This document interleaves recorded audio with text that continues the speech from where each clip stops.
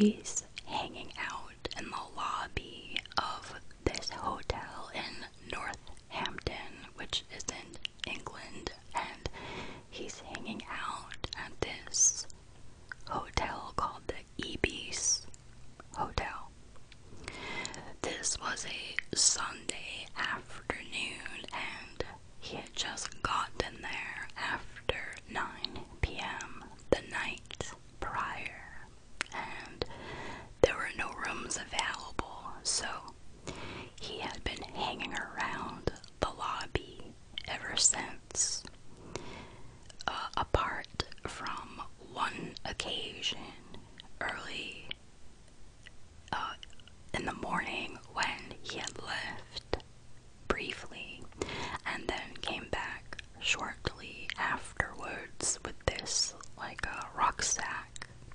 So anybody watching him would have noticed that he was drinking a steady stream of coffee while he was compulsively checking the latest news on the hotel computer. He didn't really seem nervous, although the receptionist thought that his behavior was kind of odd. He asked her to put some pieces of paper in the trash for him, but quickly changed his mind and told her, "Never mind, I'd rather do it myself." So eventually, it becomes clear that what Edward was waiting for was for police to show up. He knew that it was inevitable. And anyway, so the police do end up showing up, and they see him, straight away in the lobby, and one of the officers asks him, "Can you confirm your identity for me?" And Edward says, "Well, you know who I am. I'm Edward Tenniswood, and I'm surprised that you were so quick. It didn't really take you that long to find me." So the officer was like, "Well, how did you get that scratch on your neck?" And Edward doesn't respond, but he asks, how many different officers had been looking for me. That's what he asks. And he also wants to know, what procedures did you use in order to find me?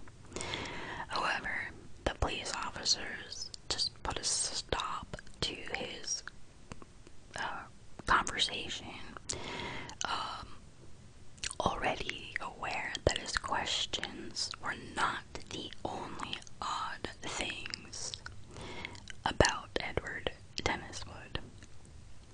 So Edward, he just listens calmly and, gives no reaction when they tell him that they are arresting him for murder.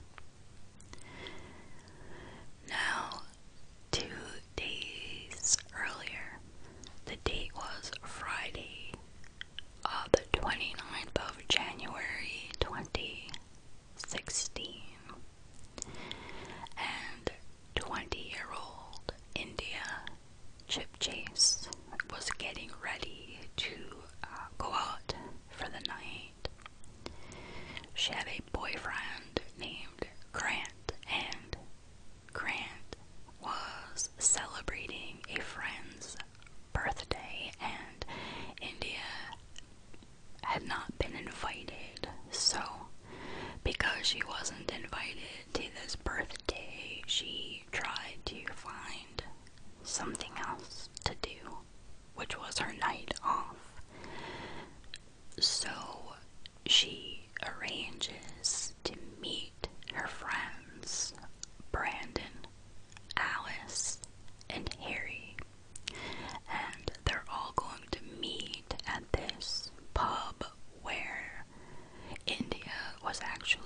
she worked there. She was a bartender there. So anyway, she arranges to meet them all at this pub, which is called the Colin Tree Pub.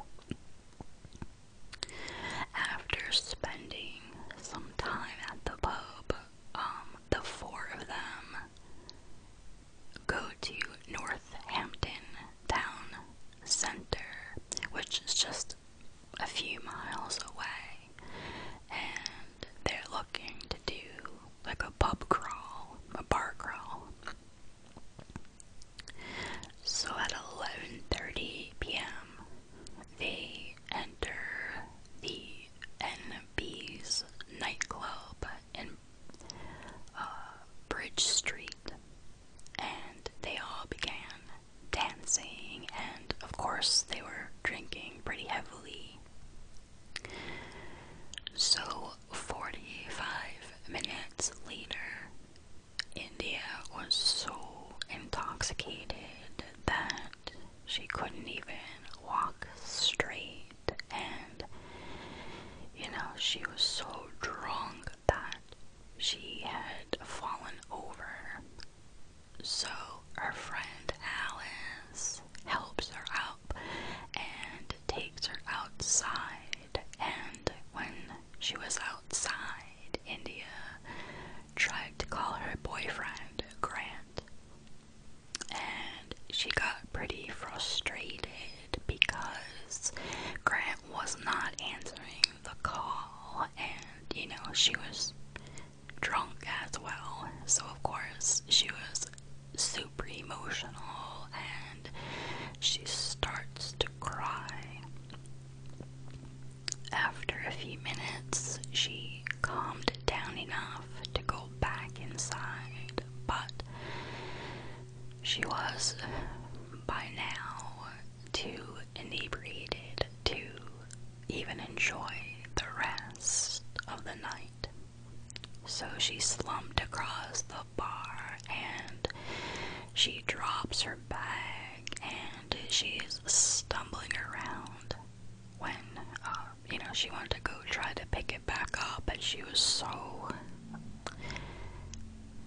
drunk, I guess, that, she couldn't really do all of that so well. So her friends helped her back up, and her friends asked the doorman to take her outside so she can get some fresh air.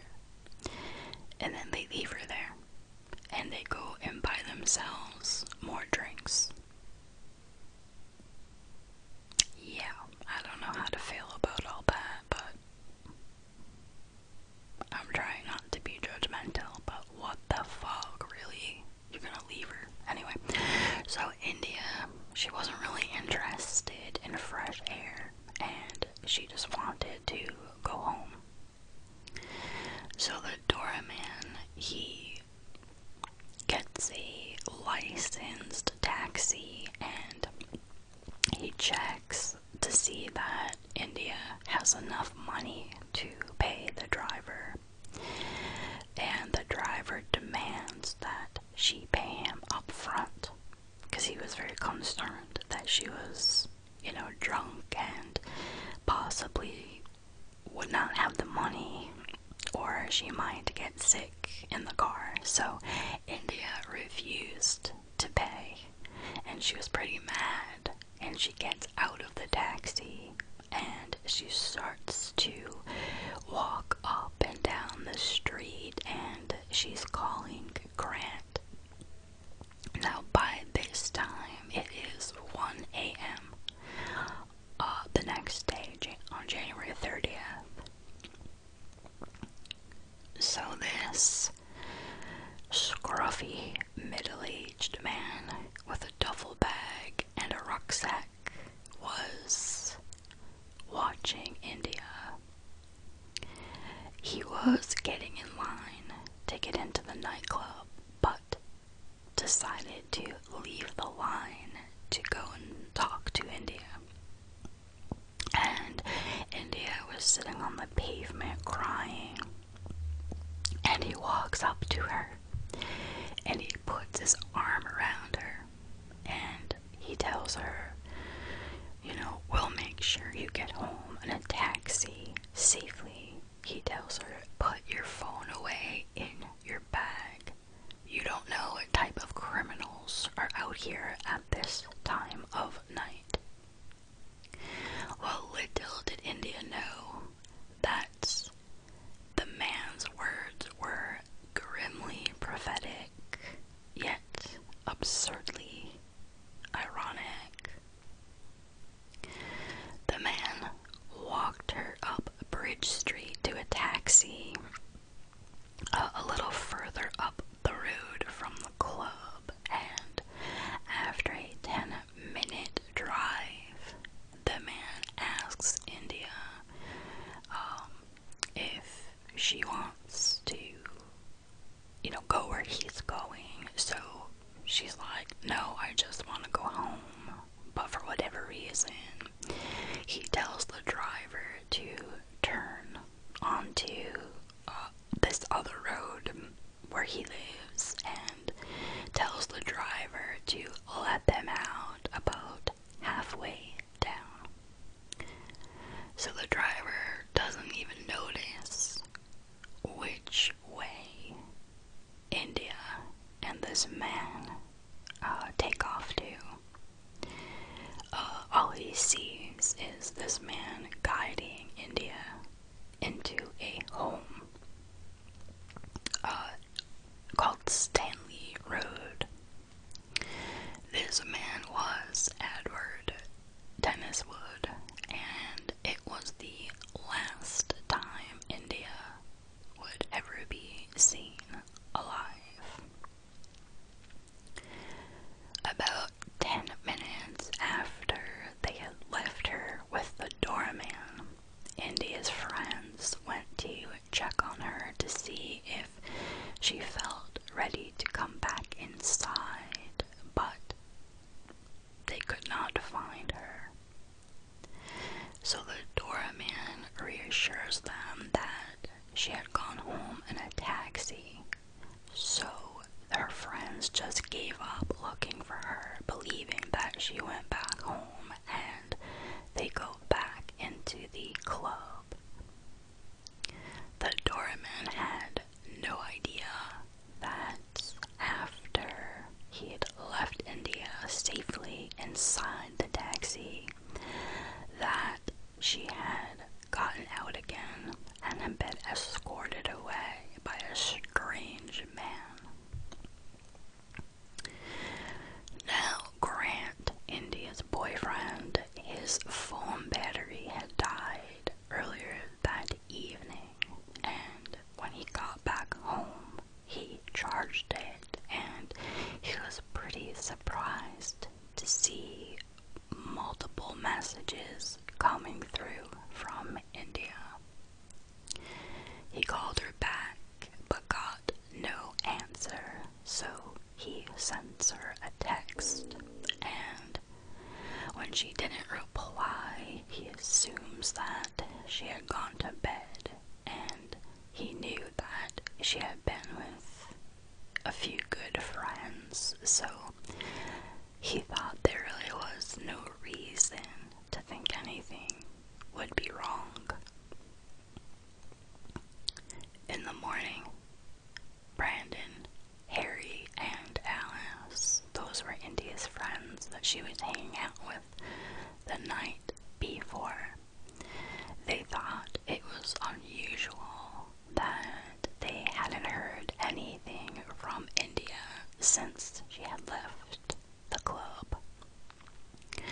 Her family were even more concerned, as India had not come home that night, although they tried to convince themselves that she had probably stayed at a friend's house. Her mother, Suzanne, knew that India was due to start her shift at the Coventry pub that afternoon, so she was sure that India would just turn up before then.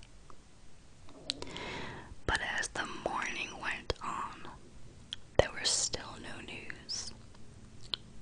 So Suzanne, her mom, leaves a frantic message on India's Facebook page saying, "Please let me know you are okay. Love you, Mom."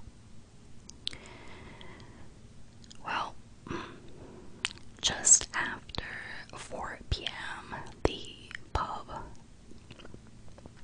calls India, trying to find her as she's supposed to show up for work, and find out that India did not come home the night prior. And so now they know how serious this really is. So Suzanne reports India missing, knowing something is terribly wrong. And the police examine CCTV footage from the night before, and they end up speaking to India's friends that she was out with to try to compile a chain of events. And it didn't take long to track India's movements.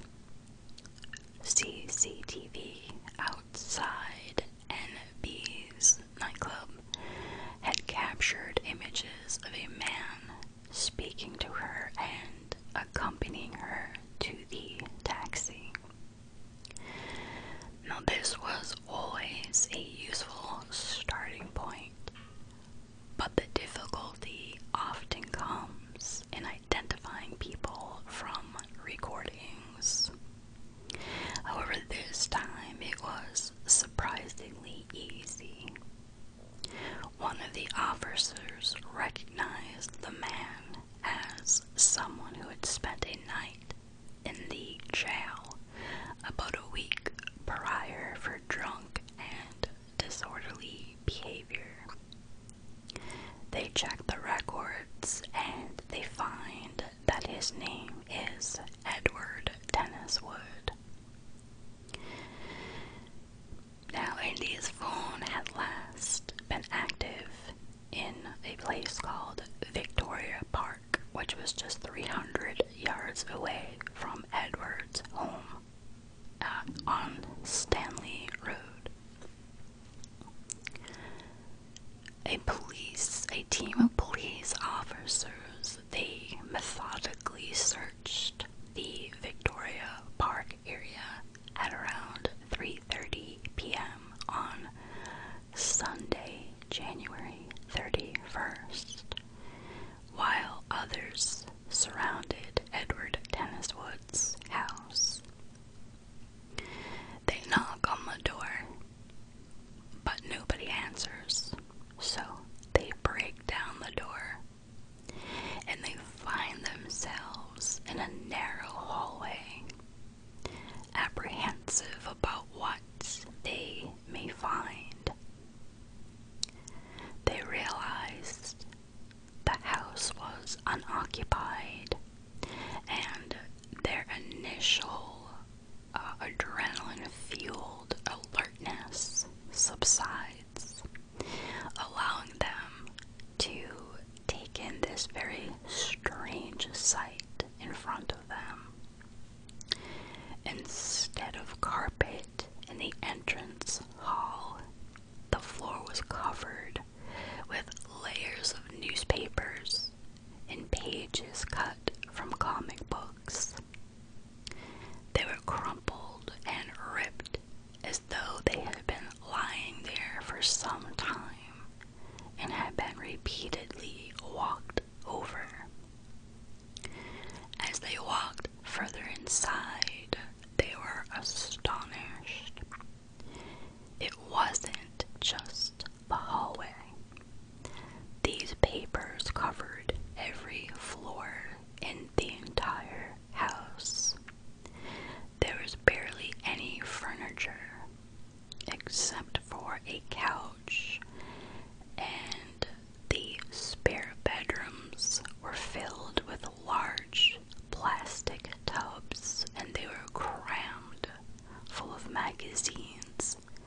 newspapers and documents, which, when they looked later on, turned out to be Edward's own memoirs. So the curtains were drawn, and these black plastic bin liners were taped across the windows, which made the house feel very dark and oppressive. Tentatively pushing open the doors to the kitchen and the bathroom, the police saw nothing but grime and just nastiness, all this decay. Yuck. The owner had spent more time on putting stuff on the walls than he had on cleaning. The kitchen was wallpapered with pictures of these scantily clad models that were cut from magazines and the such. Newspaper clippings were scattered all across the room, all of them featuring women.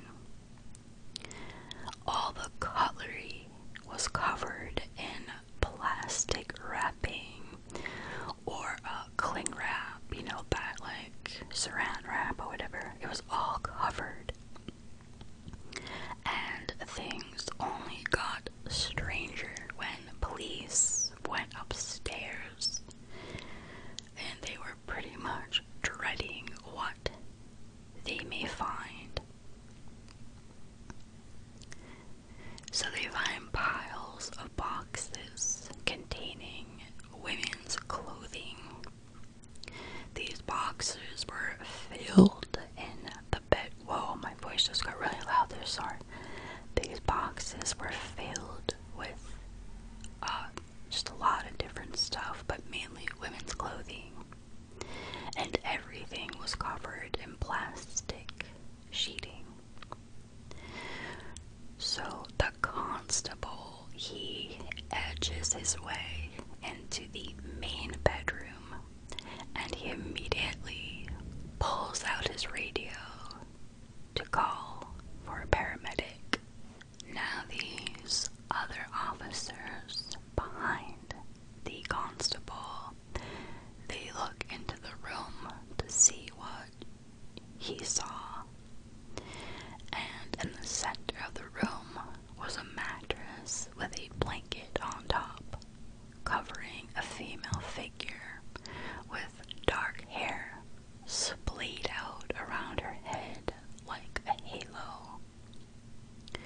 A dim light cast these gloomy shadows across the walls, while 2 glasses of red wine were on a table, and there was a radio playing quiet music, which, you know, gave the scene a very surreal atmosphere. The police constable lifts the corner of the blanket and sees that there's a woman underneath, and she's fully clothed. Her attire and features matching that of India Chip Chase. So he frantically tries to wake her up before realizing that this woman on the mattress was completely lifeless. The house was sealed off and an investigation was launched. The post-mortem found that India had been dead for around 12 hours before she was found. She had died from compression to the neck and had over 30 injuries on her body, including blunt force trauma and bruising to her head, neck, hips, and face. Crime scene specialists found her phone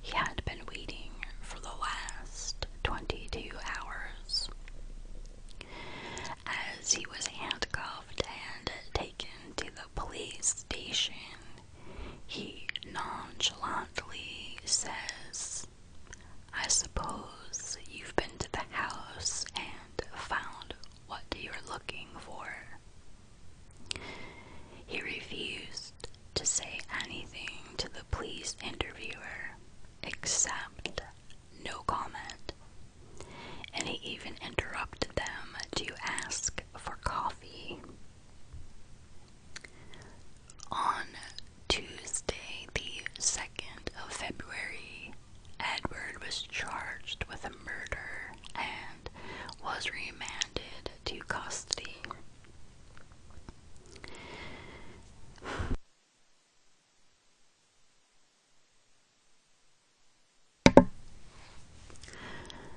The newspapers printed a collection of stories about this man, Edward, from people who lived in the area, and his neighbor said, so this is a direct quote from his neighbor, Peter England. He said, "He writes books.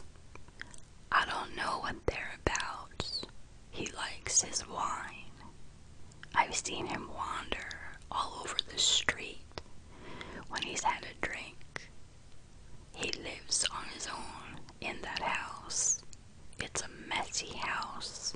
There's grease everywhere." And then another neighbor said that Edward is a recluse and that nobody ever sees him.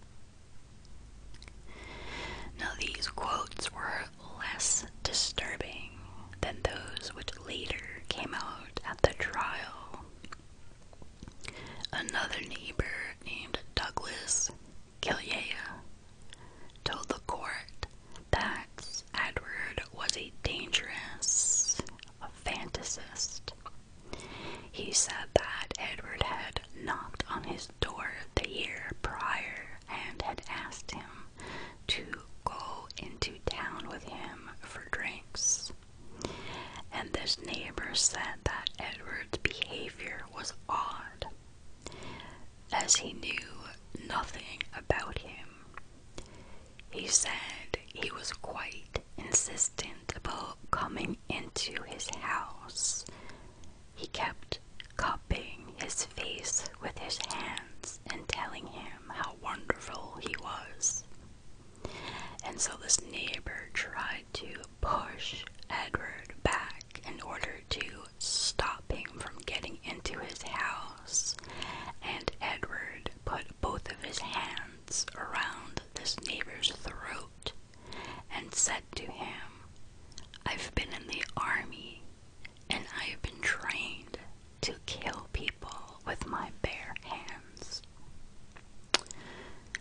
Edward's landlord, his name was, or is, Alan Freeman, and he had more to add about Edward. He said that Edward had been renting the place on Stanley Road from him since 2010, but the landlord had quickly noticed that Edward was obsessive, and once he started talking, he wouldn't stop. He had ripped out the carpet as soon as he moved in and replaced it with his comics and magazines.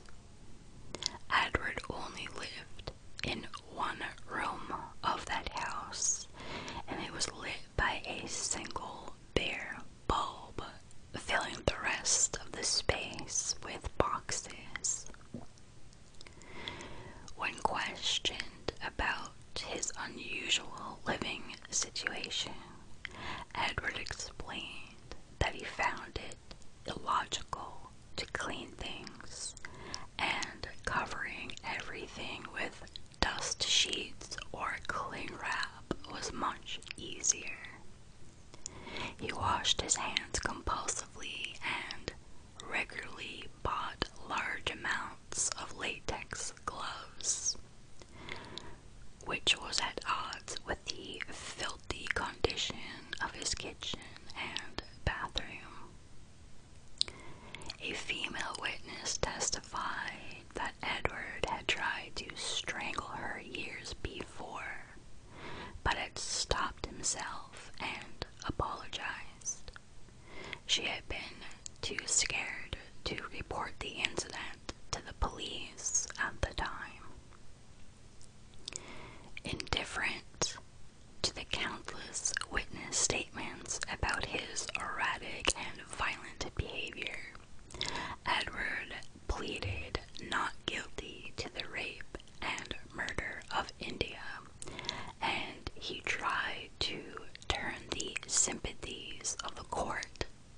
inmates himself, complaining that the other inmates, the other prison inmates, had threatened to kill him after they read about the crime in the papers.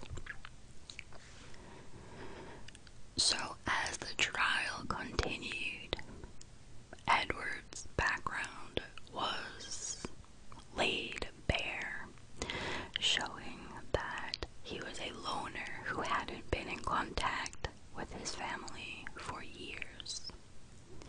He had been obsessed with comics and pornography from a young age, and he had a habit of telling stories, claiming that he was a spy when his real profession was far more mundane, which was working as a bookkeeper for his father's furniture store.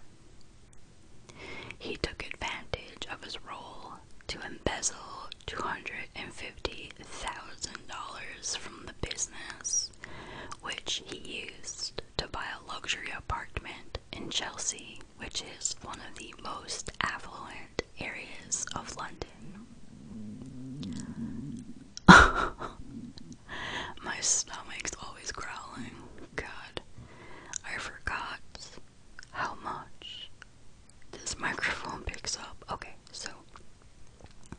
so Edward was forced to sell this place when his father learned about the fraud, and a buyer who came to view the property was pretty horrified to see this obscene material laying all around the apartment. It was around this time that Edward's family refused to have anything more to do with him, and Edward's mother took out a restraining order against him. Even his neighbors in Chelsea came forward to describe Edward as strange and nocturnal in nature, and one even said that they were not surprised that he had been arrested for murder. Throughout the trial, Edward exuded confidence as he stood in the witness box, always dressed in a suit and tie, but he would avoid eye contact with everyone in the gallery. He really seemed to enjoy relating his own interpretation of the events of January 29th, behaving as though he was on a stage. He told the court that he was a hoarder and he kept hundreds of magazines and clippings because the pictures of the models featured in them reminded him of his ex-girlfriends. He said, as a quote, "There's Helen at the bottom, Margaret there, Heather is the bridal picture, and Annabelle is another one. Is that a crime?" So that's his quote.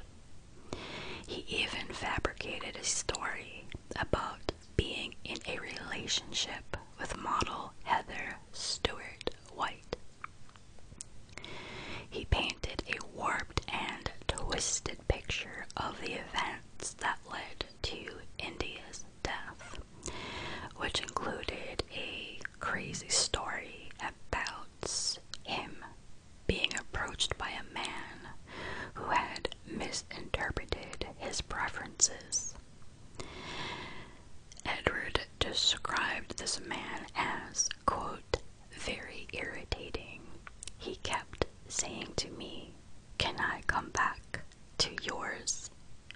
I thought it was obvious I was not that way inclined, but I am quite over polite. I put up with it." So that's his quote. He went on to tell the court that he had been refused entry to the nightclub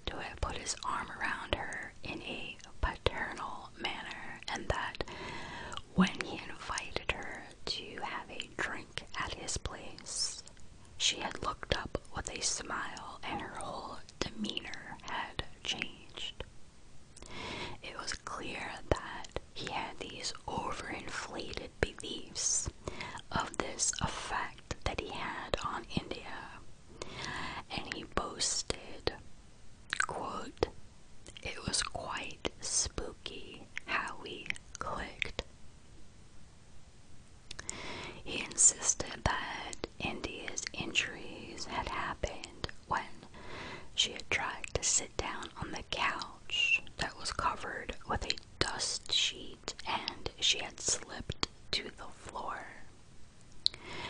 Edward then turned the stomachs of everybody in the courtroom by outlining an imaginary series of events in which he had found India looking in the mirror in his bedroom, and when he came to stand next to her, she had commented how the mirror framed them nicely, as if they were in an oil painting. He claimed she then put her arm around him and posed, waving at the mirror. Edward said it was such a sweet India thing to do. I could easily have fallen in love with her. Which, by the way, during the trial, the judge was so pissed off that he kept saying things like that, like, oh, it was an India thing to do. The judge was like, you need to stop doing that. You didn't know this woman. And then, like, every time he said it, her aunt and uncle had attended the trial. Her poor mom and dad just couldn't do it. I don't know if they weren't there for the entire trial, but I know for sure her aunt and uncle did. And you know, when he said those things about, you know, that was such an India thing to do, like, come on, bro, you know nothing about her, you're just a freak. Okay, so everybody who had known, as I said, everybody who had known India, they were disgusted by the audacity of this guy speaking as if, you know, he was very close to her and knew her. And they got even more mad when he alleged that they had consensual sex and said that things had just got out of hand and that he had accidentally grabbed her neck too tightly. He said that he blacked out, and when he woke up the next day and saw that India was unconscious, that he tried to waken her. He tells this detailed story about checking her bag for any medication that she may have needed, and then after that he reclothes her respectfully and puts her belongings in a safe place. So that's what he said, that he redressed her respectfully. Although she looked pale and she wasn't breathing, he allegedly did not believe that she was dead because rigor mortis had not yet set in. He told the court, it's a traumatic experience redressing a body. It had evidently not affected him as much as he pretended, as he requested that a mannequin be brought into the courtroom so that he could demonstrate how he had placed his hands around her throat. Of course, the judge refused his request, so Edward ends up grasping his own neck instead to show them what he did. He said that after dressing India, he had left the house to buy a kebab and then went to the Ibis hotel. He blamed his poor judgment, saying that he should have left her a note to inform her that he had gone out for a while, but he assured the court that he was a gentleman and not a creepy man. However, nobody obviously was convinced by this, nor by his assertion that he didn't know that she was dead. Despite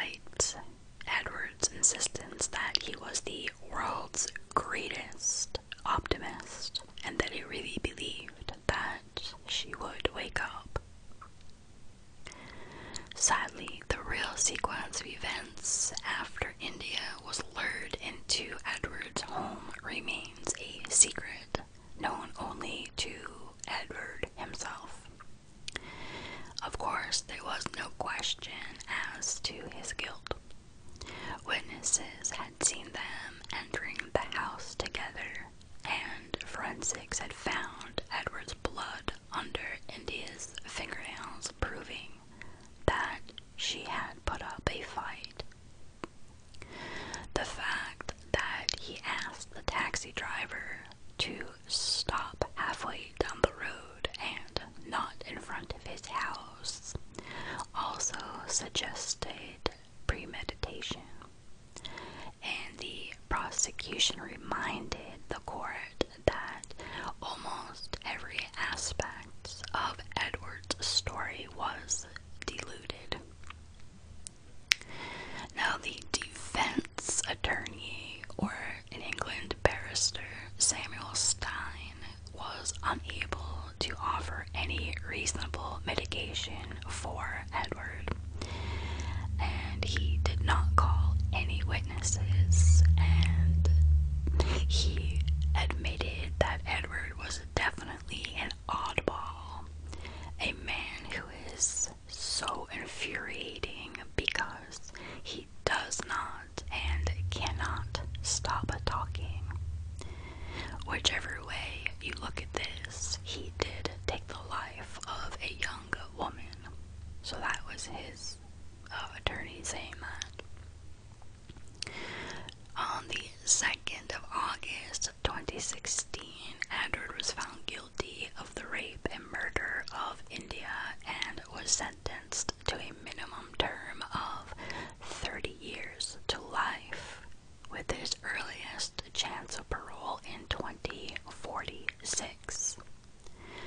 The judge said that he believed Edward was a strange man, but there was no evidence of a mental illness that would lessen his responsibility. India had enjoyed a happy and hard-working life in her short 20 years.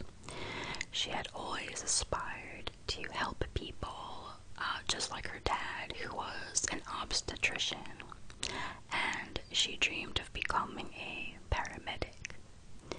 She had achieved a diploma in health and social care after leaving school, and she spent time working with children and the elderly at a nursery and a care home, where she had been respected by staff and patients for her dedication and compassion. The Coventry pub made a very moving, special social media post after her death, describing her as a smile machine who had brought joy to many. Stanley Road, where he lived, 6 Stanley Road to be exact, is now under new ownership, but local residents have campaigned to have the house demolished and replaced with a memorial garden. Edward did not appeal his conviction, but it is doubtful that he ever felt remorse for killing India. Although he may be granted parole and a new start, India's parents and her 3 younger siblings will not be so lucky and forced to live forever under the shadow of the grief that this maniac caused. So that's it. I know this was supposed to be a different video entirely, but as I said, when I read this, I had never heard this. And when you look at, I'm going to try to remember to add pictures, because remember the model that he said he had a relationship, this Heather Stewart White, I believe was her name. India looked so much